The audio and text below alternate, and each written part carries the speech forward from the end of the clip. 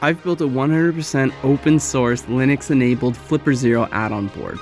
It supports the most recent Linux mainline kernel, therefore can run all normal penetration testing tools you might find on something like Kali Linux. Right now I've enabled Evil Portal with internet redirection, Evil Twin, Kismet integration, and much more. Oh, and it's black and in the shape of a hat, so I called it the Flipper Blackhat. Let's get into it.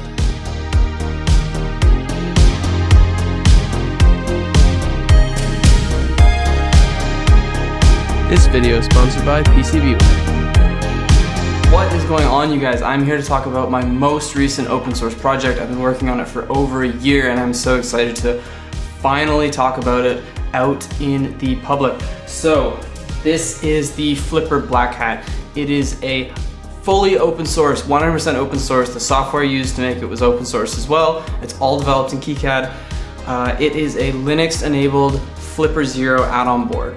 So this has a quad Cortex A7 1.8 gigahertz processor connected to 500 megabytes of DDR3 RAM.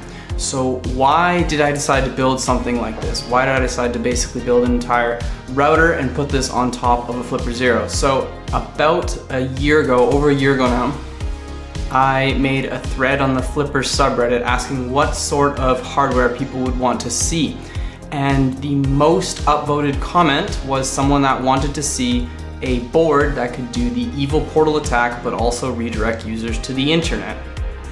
So most attacks use the ESP32 development board. So this is effectively a Wi-Fi add-on board for the Flipper Zero. So this runs just bare metal code. So what you would see write in C, and compile down and run directly on the target.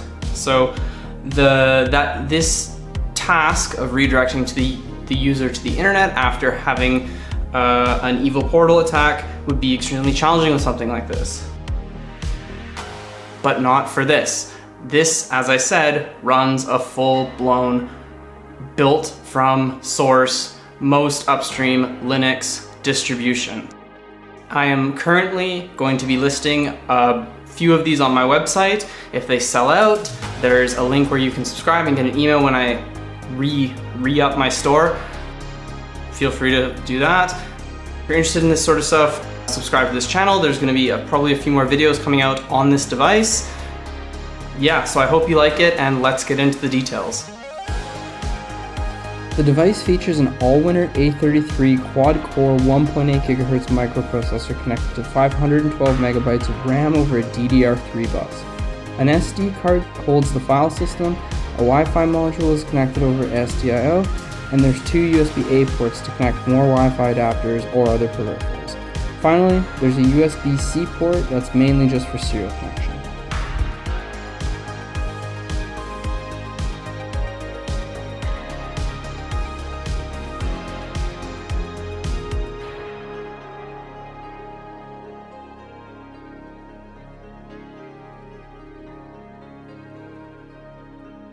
As for the software components here, when you plug in your computer to the Flipper Zero, you then go on the Flipper Zero app to the GPIO app and can open a serial port to COM0 or whatever, and then set the baud rate to 115200.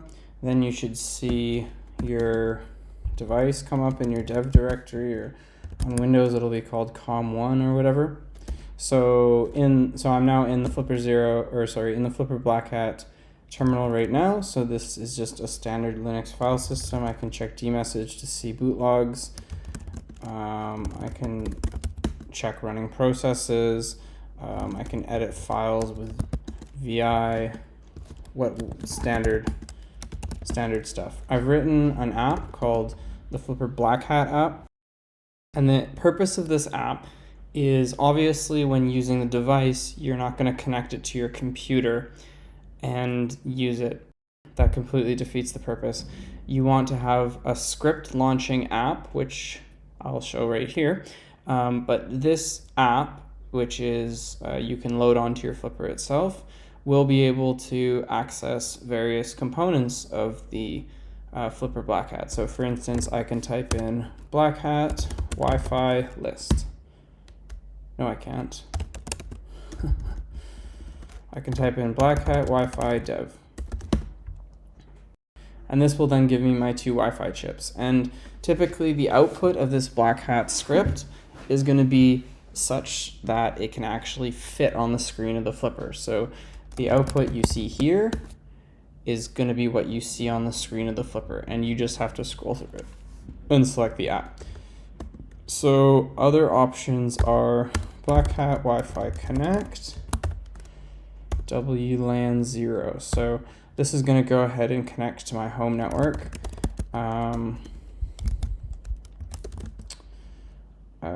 So I, in the mount Blackhat conf directory, there's a text file. So this is my SSID and this is my password that I will change immediately after this video. And if I then do IPA, I will then expand the screen, see that my WLAN 0 is connected. It has an IP address of 192.168.1.199, and I should be able to do something like ping somewhere in the outside world. I can use wget to get a website.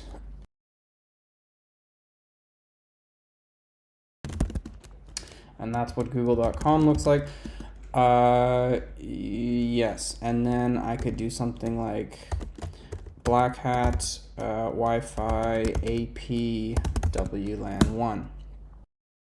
This is then going to open a access point. So if I pull out my phone right now, or actually, wait a minute, I can use the computer.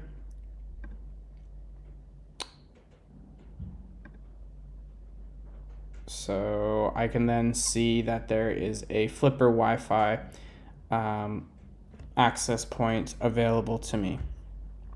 From here, we can then enable certain attacks. So I can then go Blackhat Evil Twin. So what this is going to do is this is going to enable the Evil Twin attack. So let's say I then, on my laptop, connect to Flipper Wi-Fi here.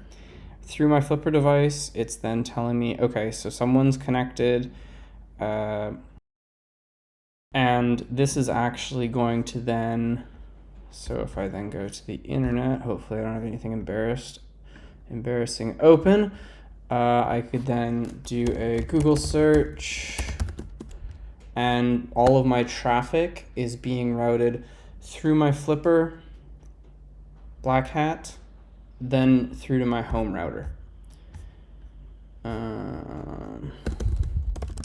Again, so yeah, so my Flipper's WLAN 1, which is an AP mode, is 192.168.2.1, and then I should have a, how do I even, I don't know how to use this operating system. Yes, this must be it, EN0. So my Flipper Blackhat has DHCP'd me a spot under 192.168.2.202, and then of course I could ping 192.168.2.202, and I'm pinging my Flipper Blackhat. So then I could do something like, I don't think I've tested this recently, but there's no reason why it shouldn't work, Blackhat SSH. So now this is then open an SSH server. I can then check htop, and I should see, am I stuck in here now? There is now an SSH server connected, so I should be able to SSH root at 192.168.2.1. Yes. Password is, okay, so I don't know the password, but it's possible. It's trying to connect to the thingy right now. What is this? Hack the planet? Blackhat. Okay, yeah, so there was an issue there because I forgot the password. Anyways. Quick note from our sponsor, PCBWay provided all the services for this project. I would highly recommend them for anything that you're doing regarding PCBs, 3D printing, metalwork, etc. Thank you. So the A33 you can see is wired here. So it's broken off into several different blocks. This one is mainly GPIO. This is, I believe, to be kind of specific data buses. So like this is the MIPI bus here. This is going to the screen connector, which is untested right now. The two USB-A ports here, and then crystals for the various clocks. USB-C is connected to a CH340C, which is basically a Chinese FTDI. This is then ORed with the UART TX from the Flipper Zero. So this means you can use the USB-C port as a serial input device or the Flipper Zero, whichever you would prefer. DDR3 is again pretty straightforward. So this is a 96-pin BGA package. We'll look at the layout in a bit. This is broken into two components, the power supply and the data address bus and DDR3 control signalings. So this is DDR3L, which is 1.35 volts. For the PMICs, there are 5 different power supplies on the board. There's a 3.3 volt bus, a 3.0 volt bus, a 1.35 volt bus, and a 1.1 volt bus. Those are all for the microprocessor. In addition, a 2.5 volt bus. This is a USB 5 volt OR-ing circuit. So this is going to pick whichever voltage is higher. So the reason why this is because if you want to plug in the USB-C port, you want this to be able to power the device, and you also want the device to be powered by the flipper itself.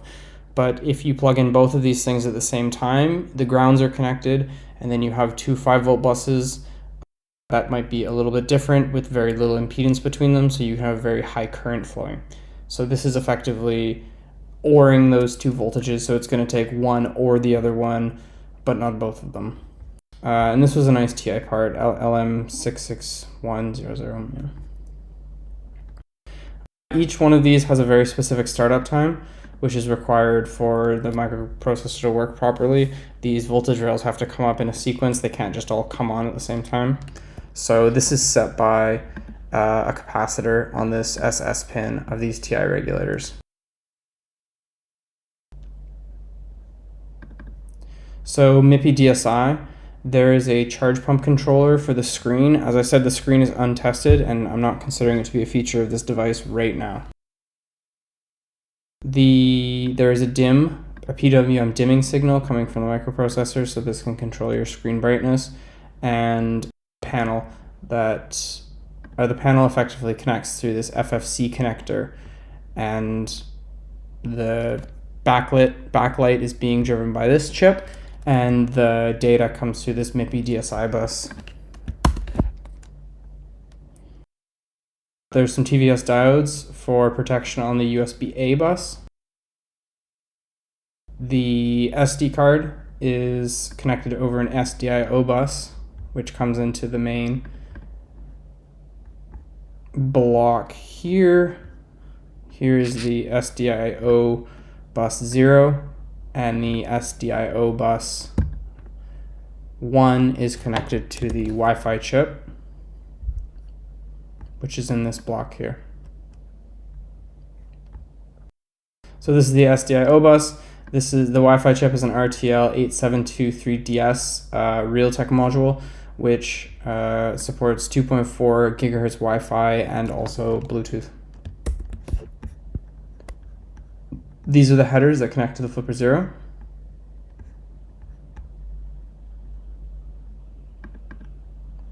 and this is the power block of the Allwinner A33. That's it. It's pretty straightforward. So for this board, I got away with just a mere 4 layers, which is probably not possible if the pitch of the Allwinner A33 was 0.65 millimeter. That is the distance between the balls on the part. However, it's a 0.8 millimeter, which is a larger pitch part. That's why I like to use it. So you can get away with a four layer board.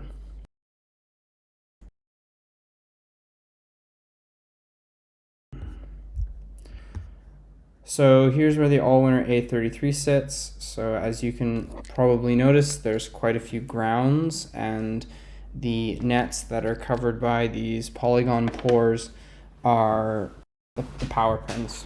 So in the center, it's primarily grounds, and then we see a 1.1 volt bus for the core. More 1.1 volt, 3.3 volts is the I/O bus, 1.35 volt is the RAM voltage bus, and then we have some GPIOs. Again, if I needed to route out all of these GPIOs here, which I obviously have not, then I might have had to gone to a 6-layer board, but I was able to get away with a 4-layer board for this. So the DDR3 traces are nicely all placed on this side of the board.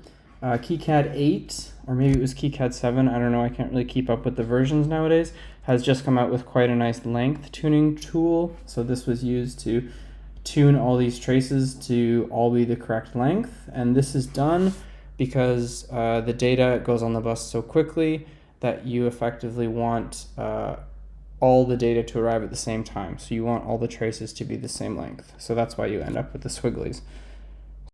This is mainly routed through layer 1 and the top layer and the bottom layer. So here's the bottom, and here's the top. Over here is the PMIC section. You may be able to tell that this is the PMIC section because we have some wider traces. So a 5 volt is going to come in around here, and then all of these supplies, the routing is almost identical, and they just have bypass capacitors and inductors. It's just a standard buck supply. So if you are planning on routing a buck supply in your life or ever, it's important to remember that you want to keep the hot loop as short as possible. So you have your input voltage here, then you have your output voltage here, and then this flows through the inductor, and then you have your capacitors here, your output bulk capacitors, and the grounds of the output and grounds of the input are close, and this is all kept in one very tight loop effectively. And this is important for switch mode inductors. If you mess up the layout for this, they won't work.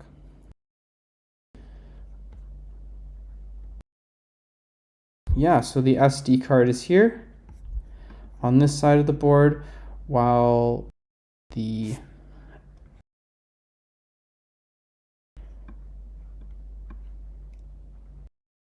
Realtek Wi-Fi module is on this side of the board. I realize I'm using a module for this, but it honestly isn't very much of a module. These castellated holes are the exact same pins as the QFN package on the board here. And there is just some very few support components on this board, some capacitors, some resistors, and I believe a crystal. And you will see on this side, there is a 50 ohm trace, controlled impedance trace coming out here through a pi matching network to the antenna, and that was calculated based on the board thickness and whatnot. The screen connector is here, so this is where you could plug in a screen. Again, I said this is not a advertised feature of this board because I haven't tested it yet. There's a reset button here, and the USB-C port is here, and these two parts of this O-ring, this 5-volt O-ring circuit that I was talking about earlier. On the bottom of the board, there's quite a few capacitors for the A33 chip, decoupling the voltage rails and providing that bulk capacitance for the chip. Again, there's not too much else going on. You're welcome to ask questions in the comment section and I'll answer them for you.